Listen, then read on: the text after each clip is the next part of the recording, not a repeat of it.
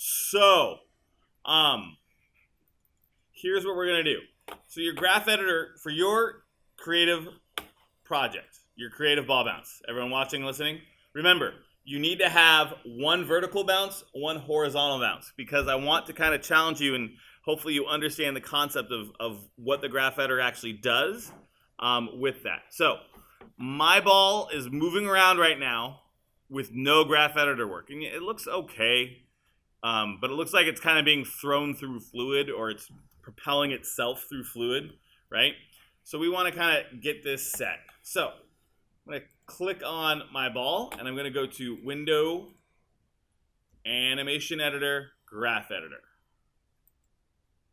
And the first bounce is a vertical bounce. The first bounce is going to be almost exactly like the bounce we had before for our practice. So remember, the graph editor here looks ugly, right? So you do one piece at a time. So I'm going to get Translate Y. Class, what's the button I press to resize my graph? A. Here's a new key. New hotkey for everybody. If I wanted to simplify it even more, and I wanted to just look at the first three keyframes, I could select the first three keyframes. And remember, class, make sure you drag a box around to select your keys. Now, instead of hitting A, I could focus in on those keys that I've selected. What do you think the hotkey is going to be? If I focus in, F. Oh, you guys are so smart. Boom, right? So now this kind of looks like my first graph from the first ball bounce, these three keys. Can someone tell me what I need to do next? Someone, anyone, from what's the next step? Which key do I want to pay attention to? The first key, the second key, or the third key? No one? Crickets? Oh, come on, someone's got the answer.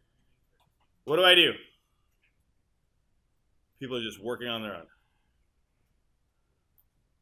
Oscar, you want to take a guess?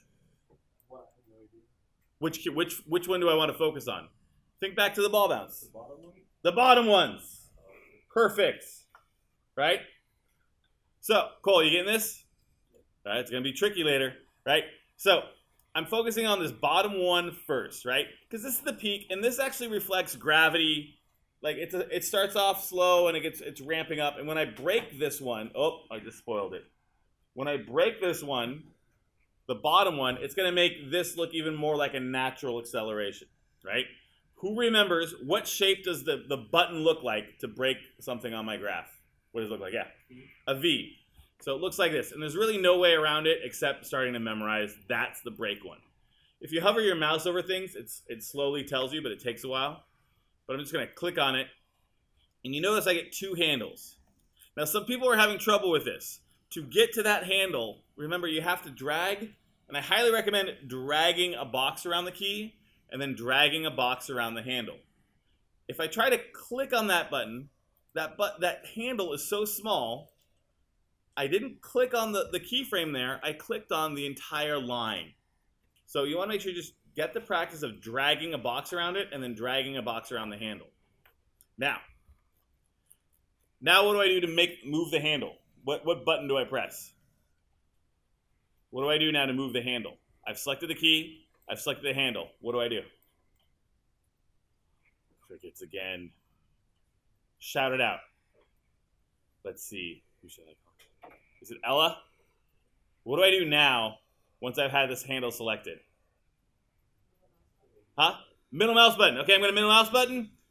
Oh, it's not working. I tricked you. Nope, not the shift key. Who said it? Someone said it. Someone said W. So I'm going to hit W. I'm going to pull the graph up so that this kind of becomes a steep. It gets steeper and steeper and steeper and steeper and steeper. Now, I'm going to take the other handle, again, drag a box around it, middle mouse key, up and up, up, up, up, right? So now it should look like that first bounce. Yes. That first bounce looks way better. Now, notice it looks like it's putting on like the air brakes. It looks like a fan is blowing against it instead of hitting this wall. We're going to deal with that in a second. But since I'm on my Translate X, I might as well make all my Translate X's look like that sharp point right now. So I'm going to select this button, this key, that keyframe right there. What hotkey do I press to focus in on that key?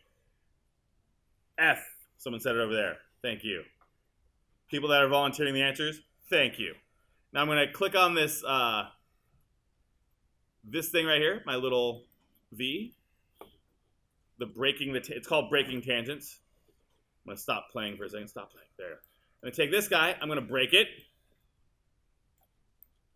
Yes. And I'm not even going to look at it. I'm just going to be like, do you know what? I got that. Right? Maybe this. No, that's good. Right? I'm going to be like, that's a. Oops, sorry.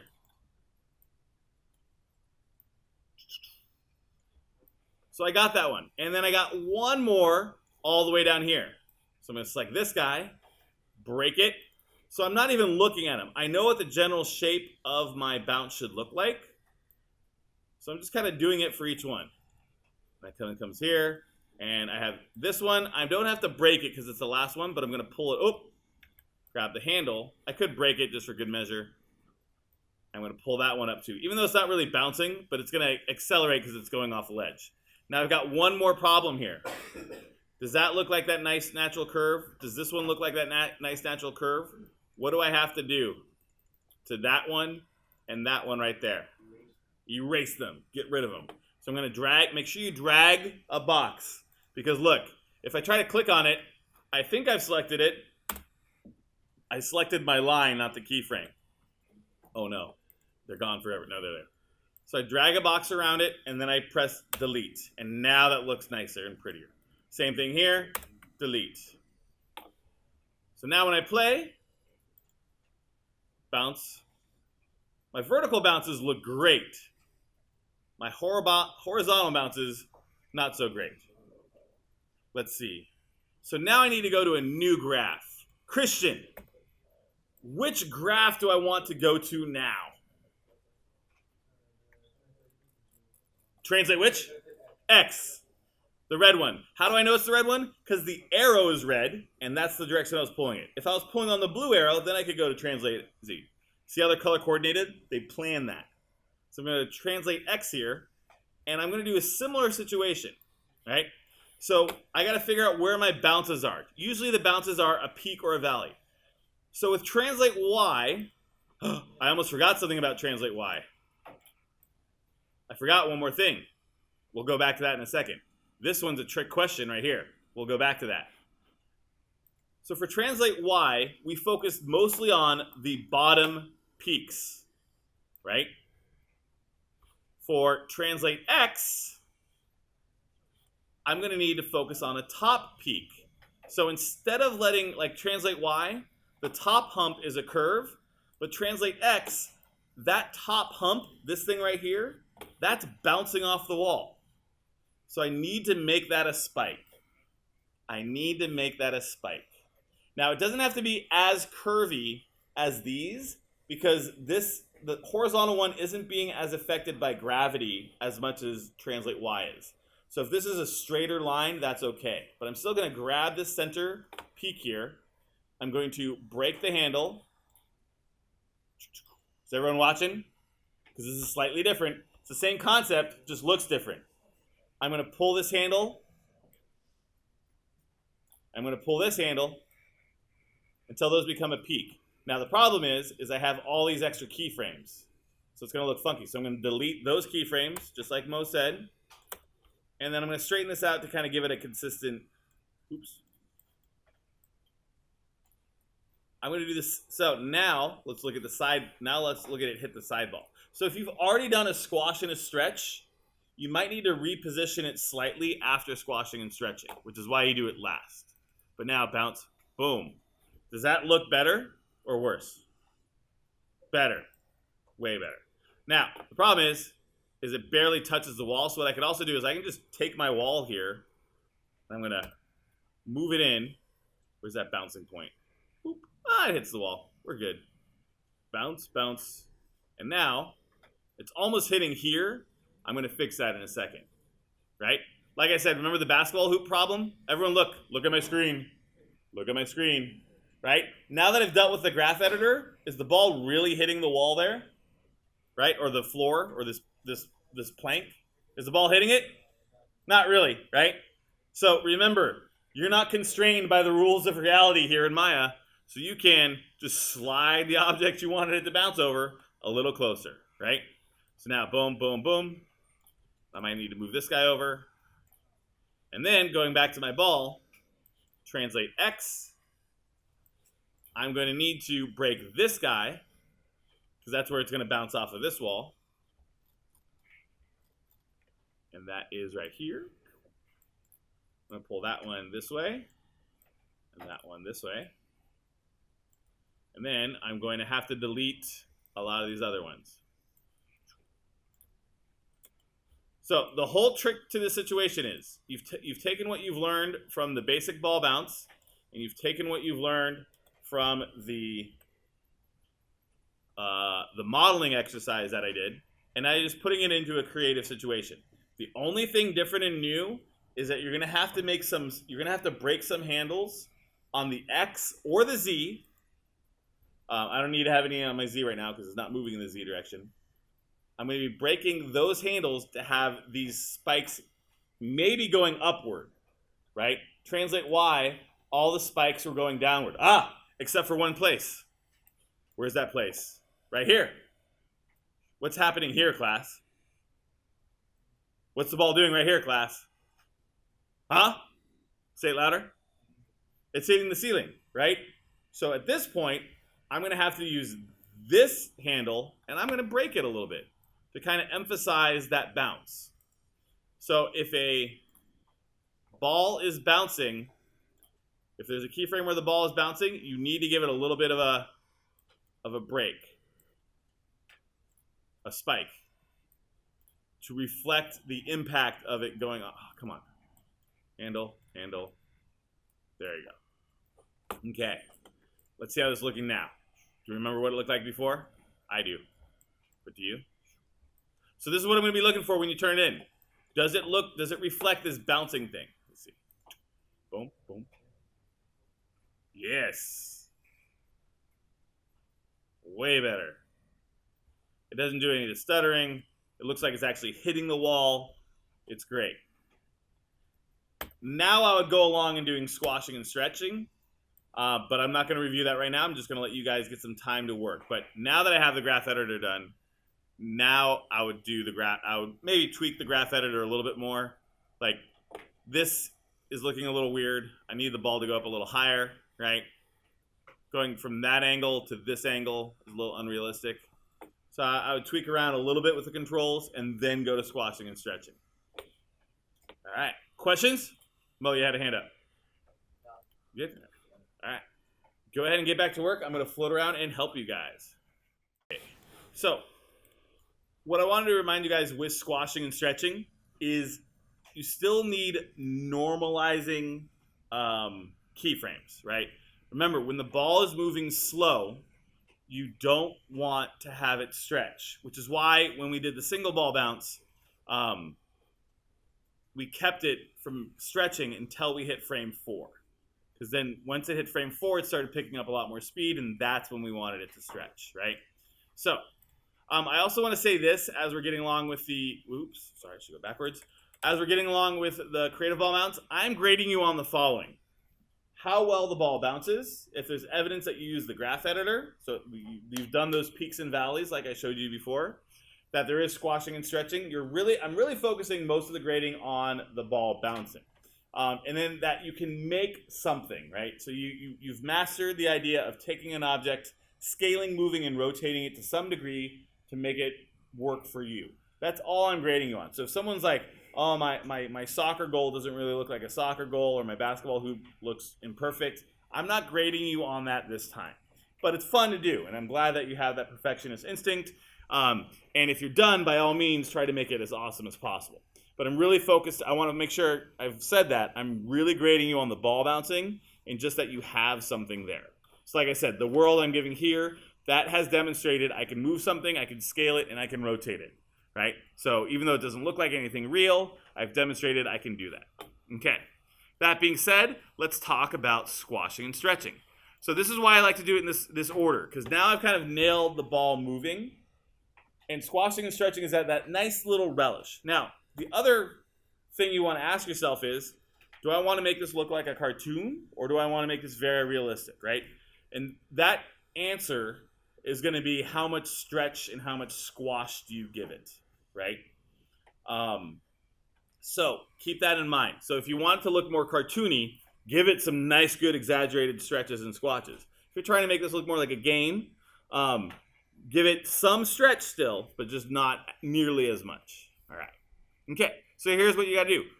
You have to make a judgment call. If it's still 1 through 12, you're probably going to want to start stretching at around frame 4. But you might have your first bounce happen at 18. So you have to ask your question, when does the ball start to pick up speed? And for me, it's around frame 4 for right now. So at frame 4, it's already in position. It's already good. The one thing I might want to check is the butt and the tail, right? Who remembers the butt and the tail? Yes? Thank you. Thank you for entertaining me, Christian. Christian's paying attention. Anyone else? All right, eyes up here real quick. And even if you don't use a ball, some of you are using like a bullet-shaped thing or something else, you still want to stretch and squash it. So the one thing you want to do when you're normalizing it is you want to also pay attention to the rotation, right? So the ball hits right here. So I want to make sure that the stretch is traveling in the direction of the ball, the trajectory of the ball. So I'm kind of just blurring it so I can kind of get an idea. The ball hits right here.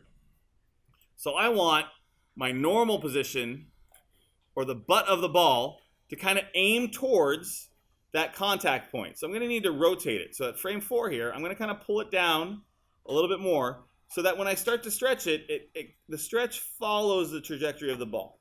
So I'm going to press S, right? So now it's at a slant. The way I do this is usually I use the tool, the rotate tool, to kind of point the butt of the ball to the right spot. So I'm keeping track of that. Okay, so now the ball makes contact at 12. So what I'm going to do is I'm going to establish my normal spots first. That's usually easier. So 4 is a normal spot. My ball doesn't really travel too fast. It bounces right about here. It's slowing down again. So at around frame 18, I've already done the rotation here. The butt is aiming at the contact point, and I'm going to make sure that the head hits it here. So I'm going to hit S. So now my ball's not stretching because this is a really slow bounce. So I'm going to give it a little bit of a squash, but not much. And then the ball's going to pick up speed right about there. So again, I'm going to give it another normalizing. I'm pressing S and I'm not doing anything. Maybe checking the rotation, right? So the ball's hitting here. I want to track that so that it fits right about there. There you go. Press S. So notice I haven't used scale at all. There you go. And then the ball's making contact here. We're good. And then one last stretch right about here. I'm going to have a little normal thing. And it looks like it's not facing the right way. So I'm going to rotate it. Let's see. Yeah, I'm going to rotate a little bit more here. Now I might be messing up. We'll find out. And then one last time, bounces up. And then as it starts to fall, that's its peak.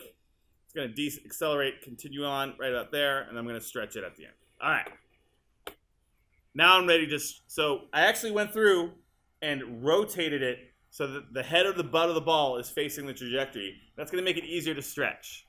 So now I'm going to go to frame 11, right before the impact point. And I highly recommend doing this. Don't do any squashing. Only do stretching. Do all the stretching with all the bounces, and then go back and do the squashing. Right? So all I'm going to do is at frame 11, right before the impact point, I'm going to stretch it.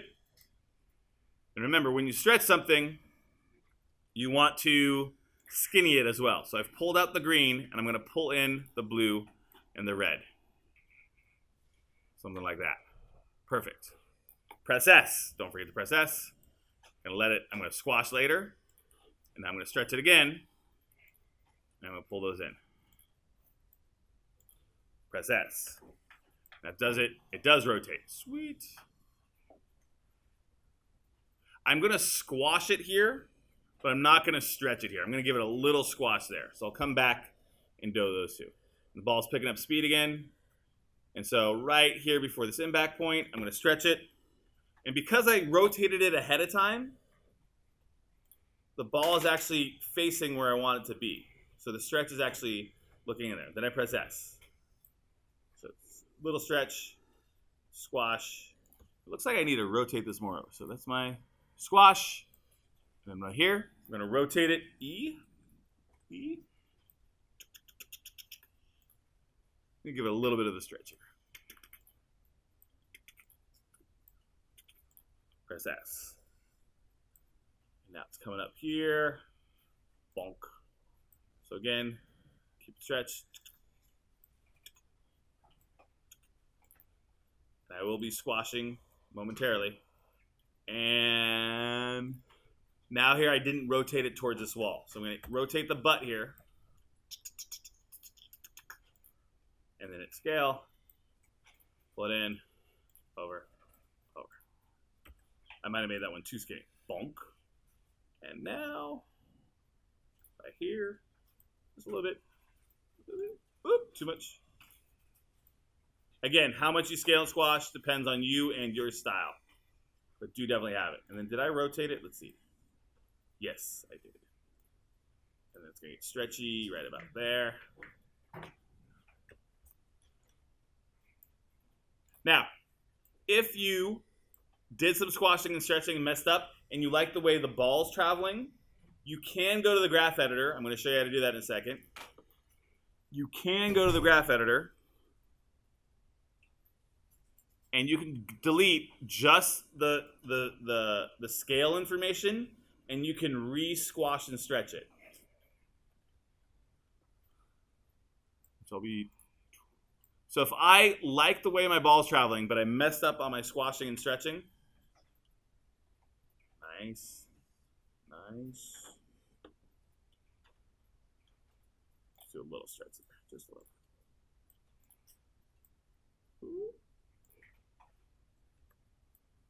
Yeah, good. If I messed up, I'm like, man, I really messed up on the scales, right?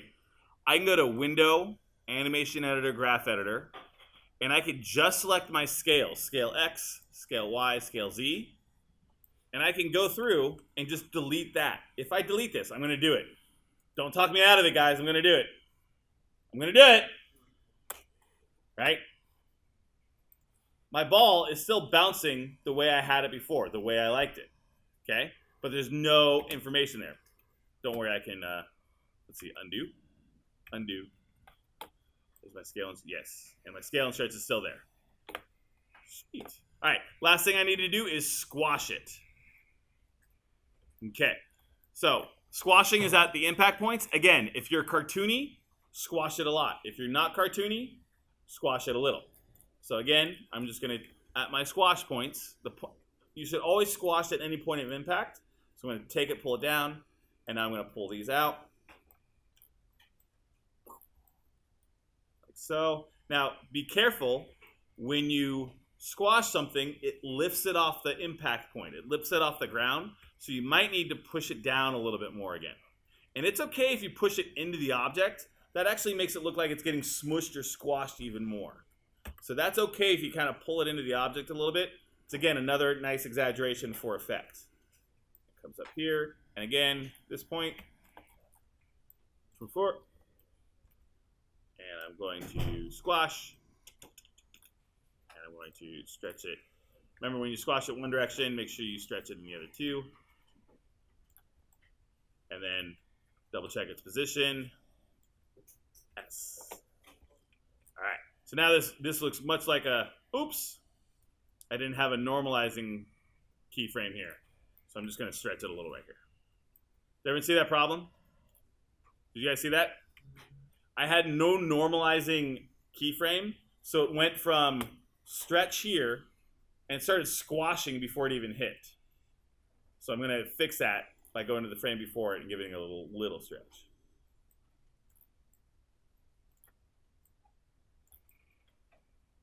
A little bit more. There you go. S.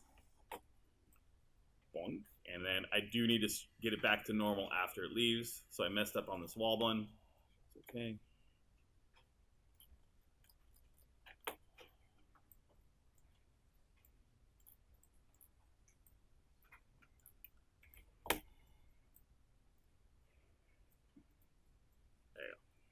really messed up on that scale. That one's all messed up. I'm scared to touch my channel. All right, and then I'm going to squash. I'm just going to keep squashing. Okay. I don't want you to watch it. Eyes up here. Last thing. If you think you're done, if you think your scale's awesome, if you think everything else is awesome, then have fun animating this thing. New trick. New trick. Everyone look. New trick. New trick. So I might have pointed this out yesterday, but I did point it out yesterday, didn't I? So reminder of new trick. If you press the D button while selecting one of your objects, this lets you change the pivot point of your object. And some of you needed it out of necessity. You duplicated something and then all of a sudden the pivot point's somewhere else. So like if I wanted to animate this later, which I'm going to do, if I rotated it right now, right? If I were to rotate this, like the ball hits it, bonk, and I want this to tip over after the ball hits it, right? It rotates from the middle, which doesn't look too realistic. It should rotate somewhere down here. So if I wanted to change that, I would hold the D button, and I would, not hold the D button, just press the D button, I'm sorry, and I can move it down, and then that pulled my pivot all the way down there. Now I can hit D again. I believe it's called the edit point. It's not called the pivot point, it's called the edit point.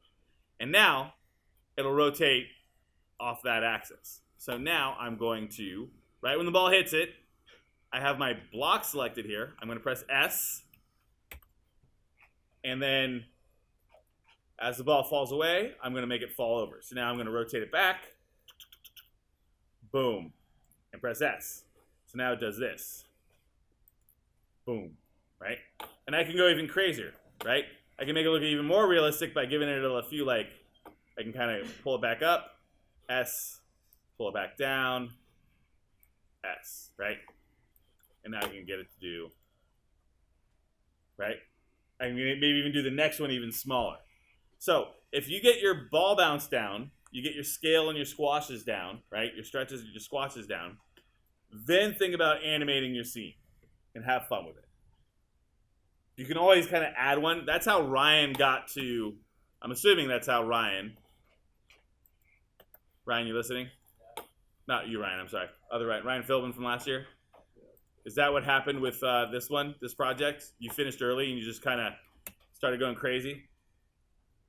You're like, oh, or did you have this, was this original concept idea? Or did you do it and then you're like, oh, I can do more. Oh, I can do more. Which way was it? You don't remember? Right. I think Ryan ran out of time and just kept making more things, right?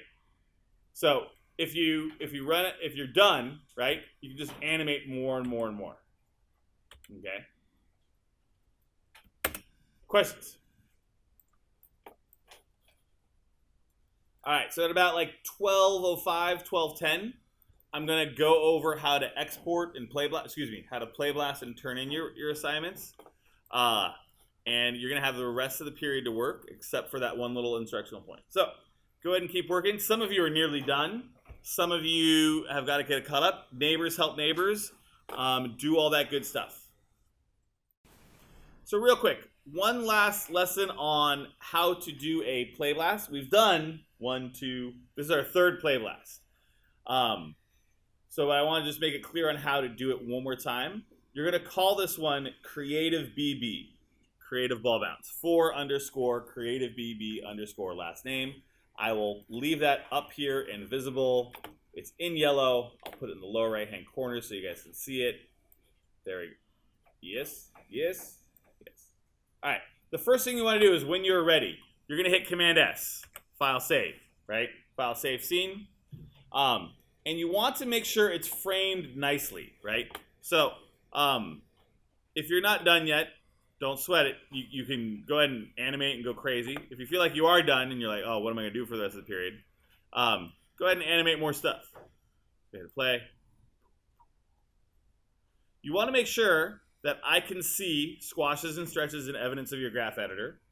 You want to make sure that's framed right. I'm actually going to frame it a little narrower. Well, we'll go this way. All right. You want to make sure I can see everything and that, like, when I animate one of these things, I don't see a corner of it or something off the thing. So I've gone and animated every single object. Like, the ball kind of destroys everything now as it bounces around, which is fun. All right. Now, hit save. The point of what I'm trying to say is be very cognizant of what it's actually looking like on your screen when you play blast, because that's actually how it's going to play blast. It's going to play blast how it looks. So don't have anything selected. Don't have your move tool on it, right? Make sure everything's click off of everything so it's nice and blank, right? And then you're going to right click on the play button. You're going to choose play blast options. Now, if it didn't remember your settings, here are your settings one more time. You're going to hit under encoding here, you're going to choose H.264, not photo JPEG. All right. Scale, leave it at if it was 0.5, I like to make it 0.75. Frame padding should always be 4. If this is unchecked, save to file, that's the big one. And then Maya likes to open the window just small enough so you can't see browse.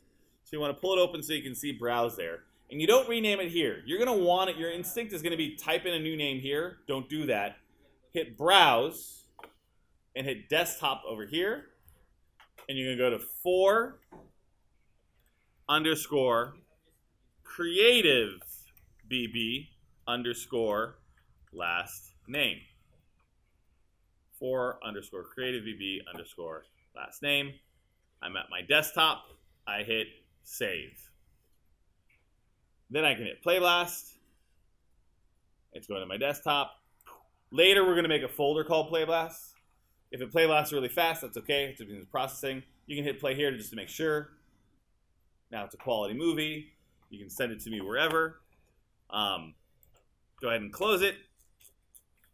And now to turn it in, if you didn't make the alias, I'll walk you through that. But if you have an alias, the alias looks like this. It's got a little arrow on the corner of it. You can double click the alias, and you're going to drag and drop it into 4, and then go to 4anim, and then go to 4anim submit. If you don't have that alias, here's how to make that alias. And I'll walk you through that step 2. You're going to hit here, you're going to go. You're going to choose network. Boop. And in network, I'm going to, it should give me a list here. It should give me a list here any second. Let's try that again. I'm going to choose go. I'm going to choose network. It should give you a list, and at the top it should say i3 server. I don't know why mine's not saying that. What if I eject my thing? Eject. There it is. All right. At the top it's going to say MAI3 server. Double click on that. Double click on i3 classes. And then that's the same thing. Now that I have my server connected, I can right click and choose make alias. And that will give me a shortcut right here that I can use all the time instead of having to do that. Now I'm going to take my play blast here. This is my creative ball bounce, right? Creative BB last name. I'm going to take this guy and drag it into anim submit. Boop. I'm sorry, creative BB. My bad. Here, I'll put it up right. Bam, right there. All right. I'll leave this open so you guys can see it. You guys got plenty of time unless you're a junior. You got about 7 minutes. You're going to the PAC for your grade level assembly to hang out with all your other fellow juniors in about maybe 6 minutes now.